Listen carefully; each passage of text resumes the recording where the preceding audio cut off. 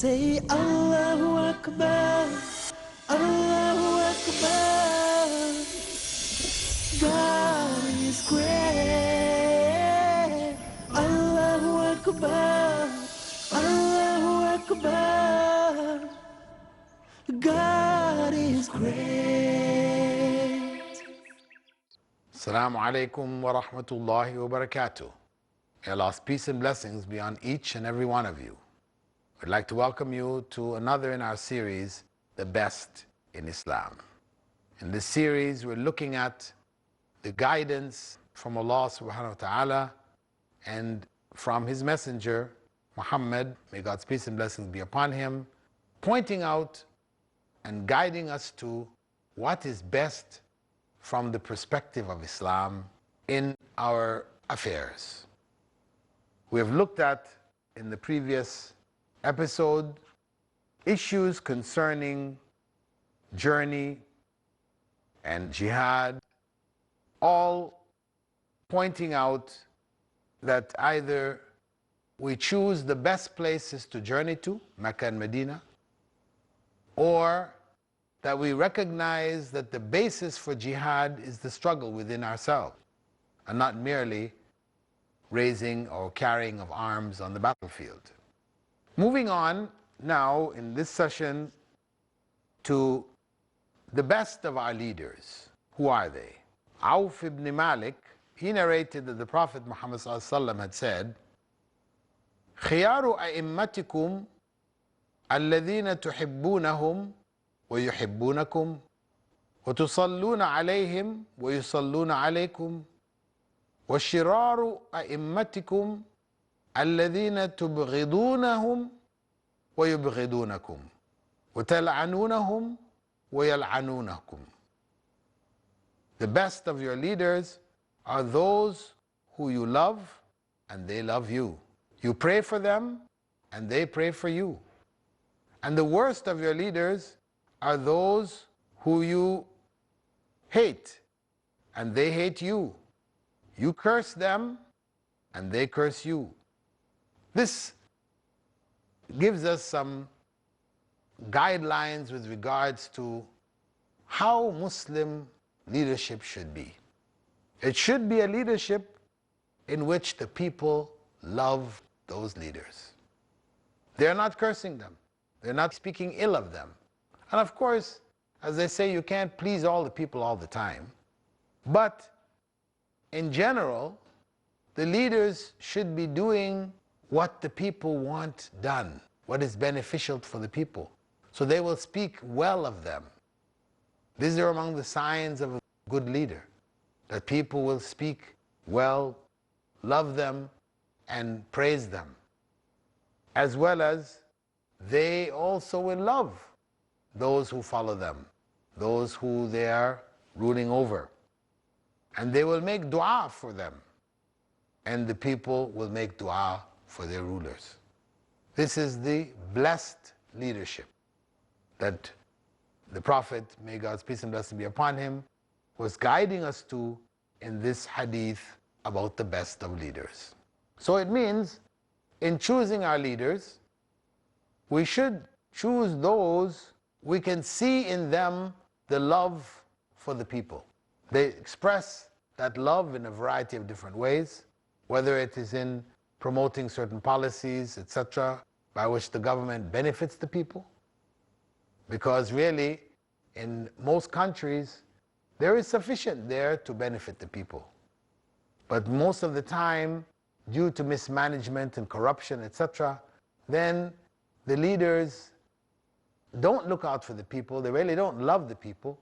They love the opportunity to be leaders so that they can milk the people.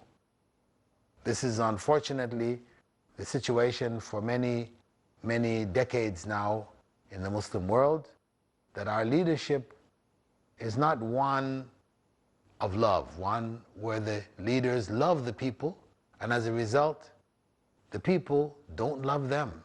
They may fool the people, or fool many of the people, by bribing and a variety of other ways, but the mass of the people will not be bribed. They will know those leaders for who they are, and they will hate them. they will curse them. They will pray against them. They will speak against them. And that's an evil state. This is not the way that a Muslim country should be. The guidance of the Prophet Muhammad, this hadith is found in Sahih Muslim, among the most authentic sayings of the Prophet. This is something that we should strive for, and we should choose our leaders well. Moving on, under the heading of L, we have reached the L, livelihood, Zayd ibn Jubair quoted the Prophet ﷺ as saying, خَيْرُ الرِّزْقِ الْكَفَافِ. The best livelihood is the bare minimum. The best livelihood is the bare minimum. What is meant by that? What is meant by that statement is that what is really best for us is that we earn what is necessary. Not that we seek to accumulate treasure for times which may never come. We just chase after more, as the Prophet Muhammad ﷺ had said, if one of Adam's descendants were given a valley of gold, they would want another one. Never satisfied. The grass is always greener on the other side. That's how we are, never satisfied with whatever we have. But this is not a good state to live in.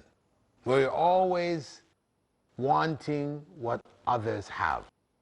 In the West, they call it keeping up with the Joneses. Your neighbor buys a new car, now your car is looking kind of old. Before it was fine, but now that your neighbor got a new car, you feel you must have one. Your family makes noise about it, you end up going and buying a new car. When he sees you buy a new car, then he wants to buy a new car. And this is not the way to live.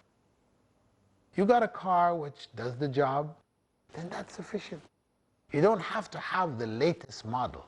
You know, this is how they have us going. The iPhone, for example. If you don't have the latest model of the iPhone, then, you know, iPhone 4 now, iPhone 6, 6 Plus, and they keep us in this cycle of constantly wanting more. Buy the latest, get the newest, have the latest. This is not the way to live. We will not find peace. We will not find comfort. We will not find contentment in all of this. But if we just go for what is sufficient, we get, we buy, we take what is sufficient, what is enough to get by, and we're satisfied with it, contented with it, then we can be contented with ourselves, we can be contented with life.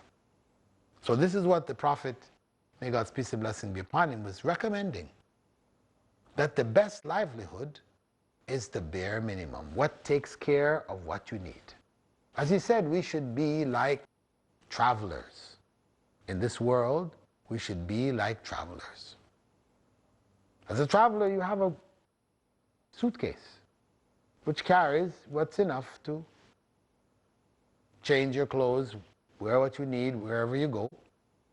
But you don't try and carry your whole house with you, your wardrobe, your kitchen sink, and no, so you're a traveler.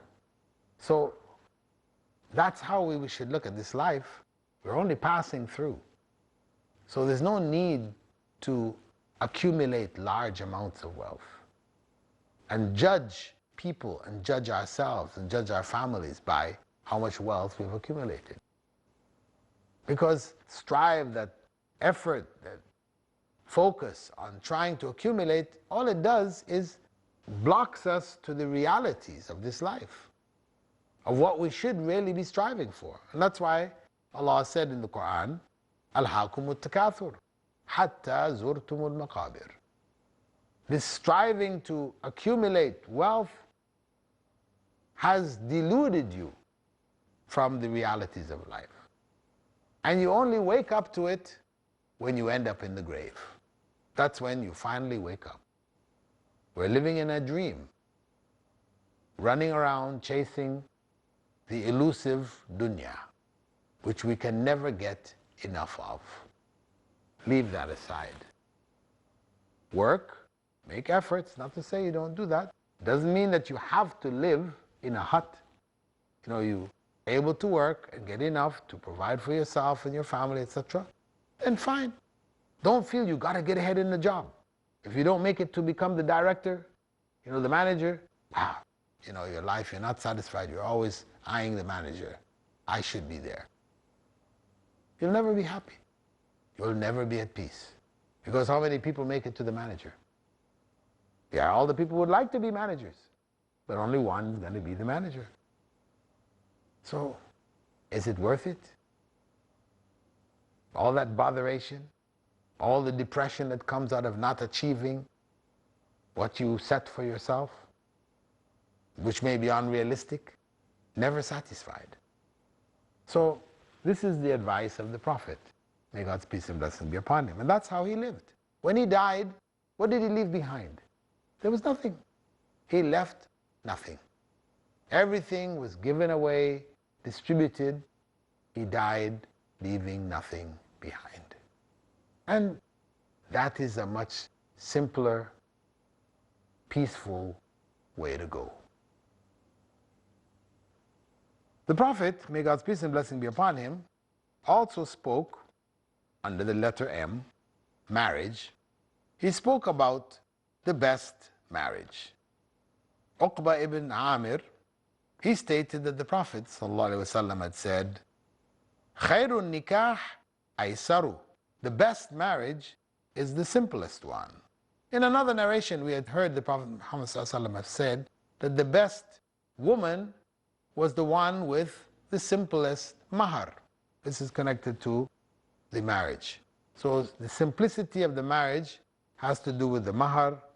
It also has to do with the amount of money which is spent on the mahar, on the marriage itself. Today, when people are getting married, it's a massive affair. So much money is spent. And a lot of this money is just wasted. For women, they have what is now known as a wedding dress. And you listen to the young women getting married today wanting that wedding dress. That wedding dress they're ready to spend thousands of dollars for, thousands and thousands of dollars for a dress that they will wear once. And they'll never wear it again. What is that but israf, but extravagance, something displeasing to Allah? In Islam, we don't have wedding dresses. If you want to say a walima dress, okay, you have a walima, where you have a meal, share it with the people. Again, this is the sharing of the food, with the community. They know you got married. You want to wear a new dress, no harm. A dress that you will wear at other times too, no harm. But this wedding dress, which has nothing to do with Islam, which came out of Christianity, in their weddings, they have this wedding dress. Now, it has become an addiction amongst Muslims. Young people are clamoring for this now. So the expense for marriage now becomes massive. The wedding dress, then the walima is not just a gathering, a simple gathering. It now has to be an elaborate affair. It will be in a 5-star hotel, and all the kinds of money that is spent, again, huge amounts of money spent. This is not pleasing to Allah. This is not pleasing to Allah. So the Prophet, may God's peace and blessing be upon him, advised us in this manner that we should be simple in our marriages, making it easy, making it possible, so that we don't have numbers of people who are unmarried simply because marriages have become so complicated and expensive. It prohibits most people from getting married at the time they should be married. With that, dear viewers, we're going to take a break. And I hope to see you following the break. Assalamu alaikum wa rahmatullahi wa barakatuh. Allahu Akbar. Welcome back from the break. Assalamu alaikum. Moving on to another area of the best. In terms of men, the Prophet Muhammad ﷺ was quoted as saying by Aisha, his wife, خيركم خيركم لأهلي وأنا خيركم لأهلي. The best of you are those who are best to his family, and I'm the best among you to my family. And in another narration from Amr ibn al-As, he quoted the Prophet Muhammad ﷺ as saying, خياركم خياركم لنسائهم.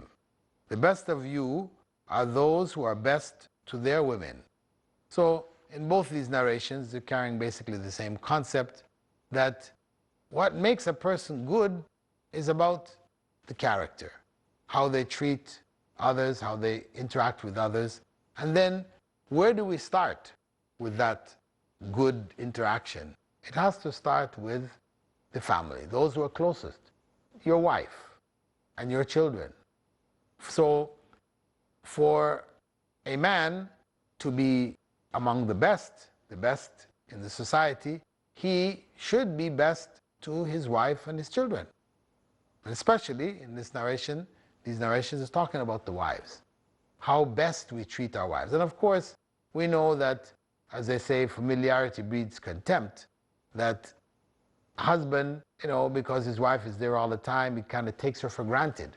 He doesn't treat her in the best of ways. So this is something that we have to overcome and be conscious of our responsibility to treat our wives in the best ways possible.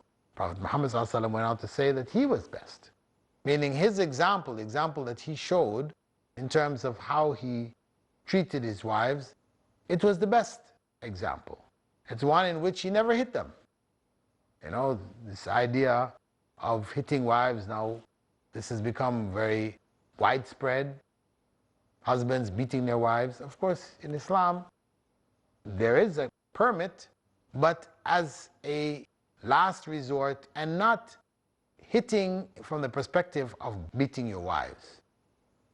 It is more that of patting her, telling her, it's an expression, extension from self, patting her, telling her, listen, stop, you have to rethink about this, so and so. This is the manner. It should not cause any bruising, etc. It means that you're not striking blows. This is not what Islam permits, as now has become popular. A man, his wife spills the tea, next thing he's hitting her, kicking her. You find this in Muslim families, and of course this is not acceptable Islamically. So Prophet Muhammad ﷺ, his way in terms of dealing with his wives was the best way. You see that there was no hitting, he was very kind, he was gentle, he tolerated their mistakes, he tolerated their ill behavior sometimes. He was very kind and gentle with them. Moving on to the mosques and what's good. Ibn Umar narrated that the Prophet Muhammad ﷺ had said, خير البقاع المساجد وشر البقاع الأسواق. The best locations are the mosques, and the worst locations are the marketplaces. Meaning that if we're going to spend time in locations, then better we spend it in the mosque than in the marketplace. We have surplus time. Now, we don't spend most of our lives, that's what happens today. Families, going out means going to the mall. That's into the marketplace. So much time is spent, consumed in the marketplace. And this is amongst the worst of places. The Prophet Muhammad ﷺ taught us du'as to protect us against the evil of the marketplace, because there's so much going on which is displeasing to Allah in marketplaces. So we should, in fact, strive to spend more time in the mosque. And of course that means reviving the function of the mosque, because now the mosque is just a place where people just go and pray and then leave. They don't spend time in the mosque, or maybe they may sit back to read the Quran for a bit or whatever, but the mosque doesn't have the character that it had in earlier times, where there are circles of learning ongoing, there's books available, There are discussions taking place, after the prayers. The mosque is basically dead. The prayer is over, everybody leaves.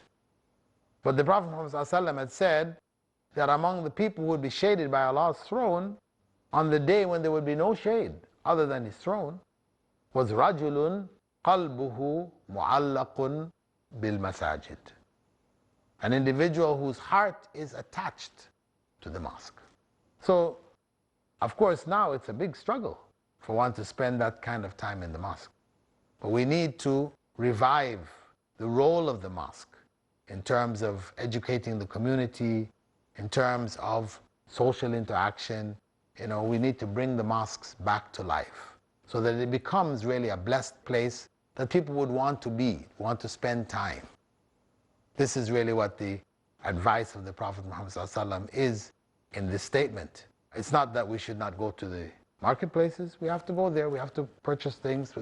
But that should not become the focus of our lives. Better we make the focus the masjid, because that's where we pray. That's where we communicate with God on a formal basis. And that's where we can learn the deen. We can interact with people for the sake of Allah. We're not there trying to get products from them or sell them products or whatever. We're there to worship Allah, to spend time remembering Allah, and those who we meet there should be those who also remind us of Allah. So this is the advice of the Prophet, may God's peace and blessing be upon him, with regards to the mosques. And a final hadith which supports the same concept, one narrated by Abu Huraira, in which he said, أَحَبُّ الْبِلَادِ إِلَى اللَّهِ مَسَاجِدُهَا وَأَبْغَضُ الْبِلَادِ إِلَى اللَّهِ أَسْوَاقُهَا. The regions which Allah loves most are its mosques, and the regions which Allah hates most are its markets. The same concept. Allah, of course, we should love the places that Allah loves. We should dislike the places which Allah dislikes. So this is further guidance and encouragement for us to spend more time in the mosques. With that, dear viewers, we'd like to thank you for being with us in this episode from The Best in Islam. We hope to see you in our coming episodes. And with that, we're going to bid you farewell and hope to see you in our coming episodes of The Best in Islam. Assalamu alaikum wa rahmatullahi wa barakatuh. Season corns Latina, season corns Angelo,